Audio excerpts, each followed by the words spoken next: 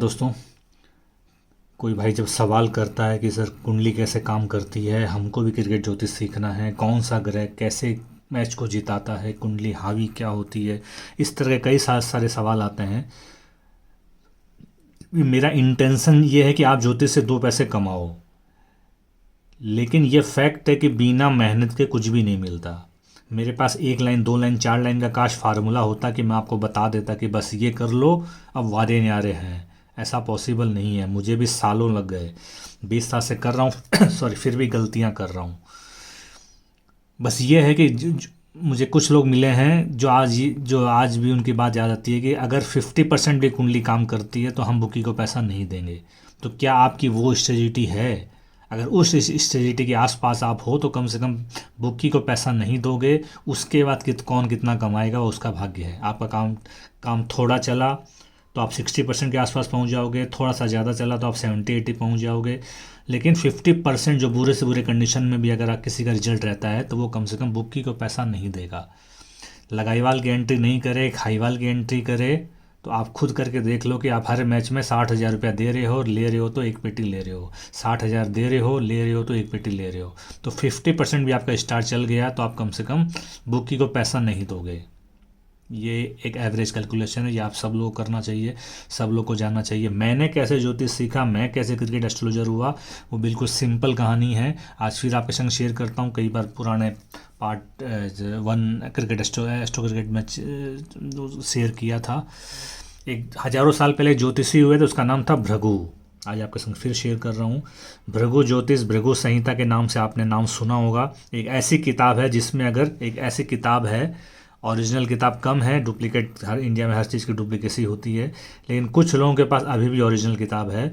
उस ओरिजिनल किताबों में करीब करीब 5,000 कुंडली दी हुई है।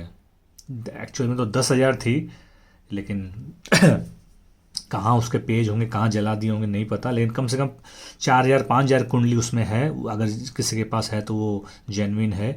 उसमें अगर किसी की कुंडली मिल जाएगी तो ऑलमोस्ट वही होगा जो भृगु ज्योतिषी उस समय रिसर्च करके गए थे। क्या है इसके पीछे की कहानी? अब ये कहानी है या फैक्ट है, हमारे ऋषि मुनियों ने इसको कहानी की तरह बताया होगा, ये मुझे एग्जैक्ट नहीं बोल पा रहा हूँ, लेकिन मैं कहानी है तो कहानी ही बता रहा हूँ। भृगु ज्योतिषी थे, जो भृगु ज्योतिष सीखना चाहते थे, ज्योतिष के स्टूडेंट थे, लेकिन उनके पल्ले कुछ नहीं पड़ रहा था। तब उन्होंने भगवान विष्णु की आराधना की। भगवान विष्णु खुश हुए, प्रसन्न होकर बोले क्या वरदान मांगना है बोलो। बोले मैं ज्योतिषी बनना चाहता हूँ टॉप का, लेकिन कई माइनर जो कैलकुलेशन होता है वो मेरे पल्ले नहीं पड़ता है, तो इसके लिए मैं क्या करूँ। बोले तुमने मेरी तपस्या की है इसलिए बनोगे तो तुम ज़रूर, लेकिन तुमको इतनी मेहनत करनी है। वो बोला हाँ मैं मेहनत करने के लिए रेडी हूँ। तो तुमको इतनी मेहनत करनी है कि 10,000 कुंडली का स्टॉक रखना है। क्या स्टॉक? 10,000 लोगों के बारे में एक तरह से रिसर्च पेपर रेडी करने हैं। और वो 10,000 जो लोग होंगे वो सारी कैटेगरी के होंगे। कैटेगरी मतलब उस समय जो कैटेगरी होते थे, राजा जो अंडर में काम कर रहे हैं वो शूद्र, जो राजा के सेवक हैं वो लोग शूद्र। उसमें चाहे धोबी कपड़ा धो रहा हो, चाहे लोहार हो, चाहे लोहा का काम कर रहा हो लोहार हो, चाहे खेती बाड़ी कर रहा हो किसान हो, इनको शूद्र की कैटेगरी में। और जो बिजनेस कर रहा है यानी वैश्य, और जो राज्य की रक्षा कर रहा है, जागीरदारों में है, जमींदारों में है, वो हो गया राजपूत यानी क्षत्रिय। तो ब्राह्मण, राजपूत, क्षत्रिय और शूद्र, चारों वर्ण की तुमको 10,000 कुंडली इकट्ठा करनी है और उनका डाटा इकट्ठा करना है। डाटा मतलब ये आदमी कितने साल जिया तो कितने बच्चे हुए तो ये खुद की इसकी कौन सी एज में डेथ हुई, एक तरह से इस लाइफ में सक्सेस हुआ या नहीं हुआ, उनका ये सारा डाटा तुमको एक पेज में लिखना है। काम मेहनत वाला था, लेकिन वो मेहनती थे, यंग थे, काफ़ी कम उम्र में ज्योतिषी बन गए थे। तो उन्होंने करीब 15 या 16 साल रिसर्च, गांव जाकर, शहर जाकर 10,000 कुंडली का एक डाटा इकट्ठा किया और वापस विष्णु जी को ध्यान में लाए। तो विष्णु जी बोले बस तुम बन गए ज्योतिषी। मतलब बोले ये जो डाटा है, इस तुमने नोट किया जन्म टाइम, इस जन्म टाइम में सपोज 1,000 ब्राह्मण पैदा हुए हैं। अब 1,000 ब्राह्मण की कुंडली में सपोज 100 की कुंडली में 2 बच्चे हुए, तो ये डाटा बन जाएगा कि जो भी इस कुंडली में होगा वो उसके 2 बच्चे होंगे। अगर उसकी एज 67 थी, किसी की 60 थी, तो तुम्हारा एक एवरेज कैलकुलेशन होगा कि ये तुम्हारी 62 67 एक एवरेज एज होगी। इस ढंग से वो डाटा इकट्ठा की। मेरे ख्याल से बात आप समझ गए होंगे, यानी जो कल हुआ वो आज भी होगा। यही भृगु संहिता बन गई। काफ़ी सारे लोग उसको आज भी फॉलो करते हैं। उसमें 80%, मैंने खुद कई लोगों की कुंडली मिलाई है, ऑलमोस्ट 70 to 80% कुंडली उससे मिल गई है। एक जन की उसमें लिखा हुआ था कि ऐसी कुंडली होने से 2 शादी होगी, मैंने मिलाया तो बिल्कुल 2 शादी हुई, उस बंदे की बिल्कुल 2 शादी निकली। ऐसे कई सारे एग्जाम्पल है। उसमें ये भी लिखा था कि नीची जाति के कुल से शादी होगी तो उसकी भी नीचे जाति की औरत से शादी हुई, दूसरी जो शादी हुई वो शेड्यूल कास्ट की थी। तो वही फार्मूला मैंने क्रिकेट ज्योतिष में अप्लाई किया। क्रिकेट ज्योतिष में मैंने जब रिसर्च किया था, कल मैं आपके संग एक वीडियो शेयर किया था, लास्ट वीडियो शेयर किया था कि मुंबई 2009 का जो पहला आईपीएल मैंने प्रिडिक्शन किया था वो मुंबई और चेन्नई का था। वो पहला मैच था। मुंबई 165 रन बनाए थे, चेन्नई चेज नहीं कर पाई थी। तो आपके मन में ये सवाल आ सकता होगा, खासकर जो क्रिकेट एस्ट्रोलॉजी सीख रहे हैं, कि भाई ये 2009 का मैं पहला ही मैच था तो किस बेसिस पर एनालिसिस किया। तो वो जो बेस है वो आपको बता रहा हूँ, कई बार बता चुका हूँ, फिर रिपीट कर रहा हूँ। 2008 का मैंने बताया कि मैंने सिर्फ रिसर्च की थी 2008 में क्या मैच हुआ था, कुंडली क्या बोली थी, इस ग्रह में अगर मैच हुआ था तो इस ग्रह में जब जब मैच होगा तो यही होगा। तो 2008 में जो मैच, 2 मैच ऐसे हुए थे, कैसे, जो 2009 के पहले मैचेस में थे। 2009 18 अप्रैल 2009 को मैंने जो प्रिडिक्शन किया था वैसा ही मैच पास्ट में, यानी 2008 जो पहला आईपीएल था उसमें मैच हुआ था। कौन सा मैच हुआ था? ये एक मैच हुआ था, इसमें ये 2008 जो था वो 18 अप्रैल को शुरू हुआ था। 2008 में फर्स्ट मैच था, वो 18 अप्रैल को शुरू हुआ था। उसमें कोलकाता नाइट राइडर्स ने 222 रन बनाया था 3 विकेट पर, और बेंगलोर ऑलमोस्ट एक तरफा यानी 82 रन पे ऑल आउट हो गया था। तो ये ऑलमोस्ट एक तरफा मैच था। तो यहाँ पर क्या हुआ था, एक टीम फर्स्ट बैटिंग एक तरफा जीत गई थी, यानी कुंडली पता चला कि पहली बैटिंग का कुंडली भारी है। चंद्रमा, जैसे मैंने बताया चंद्रमा, तो आप नेचर को समझते हो तो इस ढंग से आपको समझना है। पहले आपको चंद्रमा के बारे में जानना है। मैं बार बार बोलता हूँ, आप सोचोगे कि ट्रेडिशनल ज्योतिष कुछ भी नहीं जानूँ और सीधा ज्योतिषी बन जाऊँ क्रिकेट का, तो वो ऑलमोस्ट इम्पॉसिबल है। 2-4 मैच तुक्के लग जाएंगे, आप सोचोगे आप ज्योतिषी हो गए हो, अपने आप को ज्योतिषी होने का भ्रम बना लोगे, वो गलत है। मैं चाहता नहीं हूँ कि ऐसा ज्योतिषी आप बनो कि आप 4 दिन में आपकी क्रेडिबिलिटी ख़राब हो जाए, आप कम से कम खुद से ही गिल्टी फील करने लगो। इसलिए मेहनत एक उपाय है। मेहनत करने से चंद्रमा के बारे में जानोगे, तो अब चंद्रमा की कई सारी कैरेक्टरिस्टिक्स है। चंद्रमा कूल ग्रह है, चंद्रमा ठंडा ग्रह है, चंद्रमा लेकिन फास्ट ग्रह है, ठंडा है लेकिन फास्ट है। फास्ट कैसे? 24-25 घंटे में चंद्रमा एक राशि में घूम जाता है, एक सौरमंडल में घूम जाता है। जो 12 राशि होते हैं, एक राशि में चंद्रमा, मतलब एक महीने में चंद्रमा पूरे कंप्लीट कर देता है, 2.25 दिन एक राशि में कंप्लीट कर देता है। सबसे ज़्यादा फास्ट मूविंग ग्रह चंद्रमा है, चंद्रमा के बाद बुध है। तो आप देखोगे कि क्या ये रीजन है कि चंद्रमा में हाई स्कोर बनता है।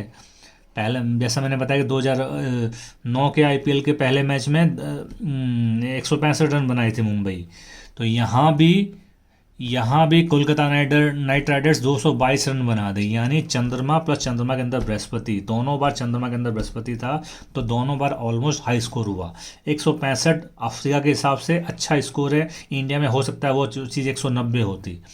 अफ्रीका के बीच में जोन्सबर्ग छोड़ के बाकी जगह बहुत ज़्यादा रन बनते नहीं हैं। इन दिनों बनने लगे हैं, लेकिन आप 7 साल पहले स्कोर देखोगे तो आप 7-8 साल पहले स्कोर देखोगे तो चंद्रमा में ज़्यादा रन, अफ्रीका में ज़्यादा रन बनते नहीं हैं। तो यहाँ पर एक मैच आप देखें कि 222 रन बना। एक और मैच ऐसा ही हुआ था, उसमें चेन्नई पहले खेली थी और एक 178 रन बनाई थी। कौन सा मैच हुआ था ये मैं जस्ट बताता हूँ आपको। उसमें चेन्नई एक सेकंड, उसमें चेन्नई रन बनाई थी 178।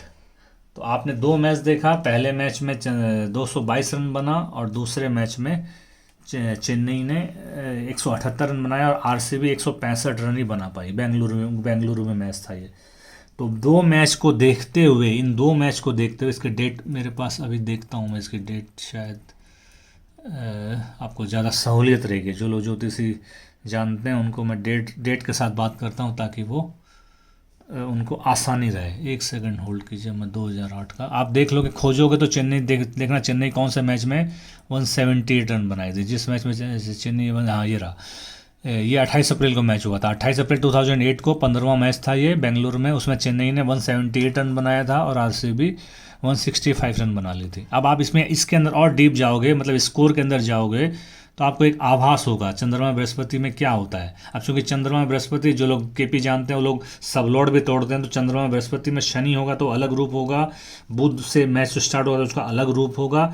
ये कैरेक्टरिस्टिक्स अलग अलग हो सकते हैं, लेकिन आपको चूंकि ट्रेडिंग करनी है, मैं बार बार बोलता हूँ ये बिजनेस ट्रेडिंग करने वालों का है। विन हार कुछ दिन चल सकती है, विन हार ज़्यादा दिन नहीं चलती है, लेकिन अगर आपको ट्रेंड समझ के बैटिंग करना है कि ये पहले बैटिंग आप खेलोगे भी हाई रन बनाना। अगर सेशन भी खेलते हो, मैं सेशन के अगेंस्ट हूँ, लेकिन कुंडली को देखकर अगर आप सेशन भी खेलते हो तो आपको समझ में आ रहा है कि इस ग्रह में ज़्यादातर, मैं बार बार ज़्यादातर बोलता हूँ, बार बार ऑलमोस्ट बोलता हूँ, क्योंकि आप सेंड टू सेंड नहीं, मेरे पास जो रिकॉर्ड है उसमें कम से कम 7-8 मैच का रिकॉर्ड है। एक बार मुंबई ने, फटाफट बोल रहा हूँ क्योंकि वीडियो बड़ा नहीं करूँगा, मुंबई, ये बता चुका हूँ मैं, तीसरा मैच मुंबई 165 रन बनाए थे, चेन्नई चेज नहीं कर पाई थी।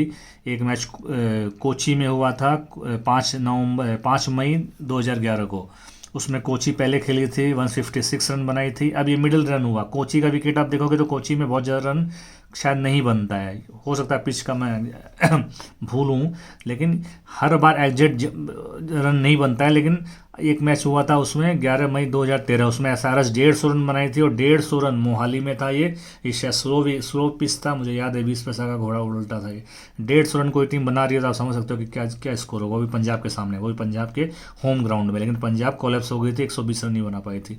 एक बार चेन्नई ने 157 रन बनाया था फर्स्ट विकेट, राजस्थान चेज नहीं कर पाई थी। एक बार एसआरएच ने, हैदराबाद ने 207 रन बनाया था और पंजाब चेज नहीं कर पाई थी। तो आप बोल सकते हो अमित जी आपके पास तो सारा रिकॉर्ड फर्स्ट बैटिंग का ही है। नहीं, यहाँ सब कुछ हरा नहीं है, सब कुछ हरा होता तो बात ही क्या थी।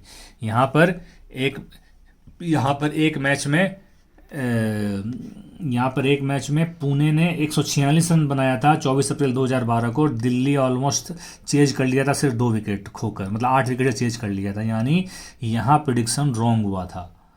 और एक और मैच हुआ था उसमें बेंगलोर 158 रन बनाई थी और कोलकाता चेज कर ली थी, ये भी बेंगलोर में हुआ था, हालांकि ये रेन इफेक्टेड था। तो अब आपको रिसर्च ये करना है कि ज़्यादा बार फर्स्ट बैटिंग जीत रही है, अब ये 2 बार जो सेकंड बैटिंग जीत रही है, इसमें क्या रीजन था कि पुणे 146 रन ही बना पाई। ये यहाँ समझना है। यहाँ मैं कई बार जो आपको बोलता हूँ एनपीपी थ्योरी देता हूँ कि कई बार एनपीपी थ्योरी के ट्रैप में आप फंस जाते हो। कुंडली भारी है, ज़्यादा चांसेस प्रोबेबिलिटी उसका है, लेकिन बुक्की का इशारा किया हुआ है, मार्केट का इशारा किया हुआ है कि तुमको ज़्यादा रन नहीं बनाना है, क्योंकि लगातार 1-2 मैच हुए थे, वो सेशन पास के हुए थे, उस बीच में हो सकता है ये मैच पड़ गया होगा जिसमें 146 रन बनाने का ही। अब देखो 2 ही विकेट खोए हैं, कोई टीम 2 ही विकेट खोकर 146 बना रही है, वो भी अपने होम ग्राउंड में, तो आप समझ सकते हो कि मतलब क्या रीज़न हो सकता है। या तो जो खिलाड़ी खेल रहे हो, जो बैट्समैन खेल रहे हो, उसका एक्स्ट्रा ऑर्डिनरी टाइम खराब है। मैं खिलाड़ियों पे बहुत ज़्यादा फोकस नहीं करता हूँ, लेकिन कभी कभी क्या होता है कर्म भाग्य को चेंज कर देता है। कभी कभी जो खिलाड़ी आया उसका एक्स्ट्रा ऑर्डिनरी खराब है, तो 4-5 आप कई बार एक ओवर में 3-3 4-4 विकेट लेते देखते हो। तो कई बार बैट्समैन का, जो बैट्समैन आए या जो बॉलर है उसका एक्स्ट्रा ऑर्डिनरी टाइम अच्छा है और जो बैट्समैन आए उनका टाइम खराब है। तो इस रंग से जब पड़ता है तो आपको यहाँ पर कुछ करने लायक नहीं रहता। तो ऐसे, इसलिए मैं बार बार बोल रहा हूँ कुछ मैच में पैसे लगेंगे। ऐसा कोई बंदा नहीं है जो इस मैच में बिना पैसे दिए पैसे लिया हो। तो आपको रेडी रहना है कि कुछ मैच में मुझे पैसे देने के लिए रेडी रहना है। लेकिन रिसर्च, अब ये समुद्र है, क्रिकेट ज्योतिष एक समुद्र है, यहाँ बहुत कुछ निकाला जा सकता है। मैं जब जुनून था तो मैं सोचा सब कुछ निकाल दूंगा कि ये बैट्समैन था, ये एलबीडब्ल्यू आउट होगा या कैच आउट होगा। और आपको सही बताता हूँ ये निकल भी सकता है। मैंने एक स्टेज में इसमें आके गया भी, लेकिन चूंकि पैसे चाहिए थे, ये देने से मुझे कोई पैसे नहीं देता आजकल। चूँकि ठीक है, इसके उसके ऊपर भी भाव लगते हैं कि भी एलबीडब्ल्यू भी आउट होगा तो क्या होगा, इसके ऊपर ही भाव लगता है। लेकिन ये मेरा कप ऑफ टी नहीं है। मुझे रेगुलर पैसे कमाना है, आपको क्रिकेट ज्योतिष में रेगुलर पैसे कमाना है, तो आपको एक ट्रेंड बताने से ही पैसा आ सकता है। कि ट्रेंड ये है कि आज इस टीम का दिन अच्छा है, दोनों 90 का भाव है, दोनों 90 की टीम, अगर ये टीम दौड़ गई जैसा कि ये यहाँ हो रहा है, ज़्यादातर हाई स्कोर बन रहा है, तो हाई स्कोर होते ही आपकी टीम 40-45 पैसा आ गई। तो 90 पैसा में आप बैट कर रहे हो और 40 पैसा के रेंज में टीम आ जाती है, तो स्मार्ट पंटर का वहाँ काम ख़त्म हो जाता है। जो जुआरी होते हैं वही सोचते हैं कि टीम जीत जाएगी तो पूरा माल लेंगे, नहीं, स्मार्ट पंटर का वहाँ ट्रेडिंग करके या एक साइड करके या 70-30 रेशियो बुक करके वो अपना काम ख़त्म कर सकता है। मैथ सिखाने का, कुंडली सिखाने का, क्रिकेट एस्ट्रोलॉजी बताने का, मेहनत करने का, झकझक करने का एक मत रीज़न यही है कि आप ट्रेंड देखकर काम करो, पैसा कमाते जाओ और साथ में अपनी ज्योतिष, अगर ज्योतिष बनना चाहते हो तो ज्योतिषी को भी डेवलप करते जाओ। खुद अगर प्रिडिक्शन कर रहे हो तो खुद प्रिडिक्शन कर रहे हो तो खुद बैटिंग मत करो, खुद बैटिंग कर रहे हो तो प्रिडिक्शन मत करो। ये दोनों में से एक थ्योरी करो तो आपको ये ज्योतिष हो सकता है फलदायी हो जाए, हो सकता है आप जीवन में कुछ करके फ्री हो जाओ। Okay, thank you, take care, bye.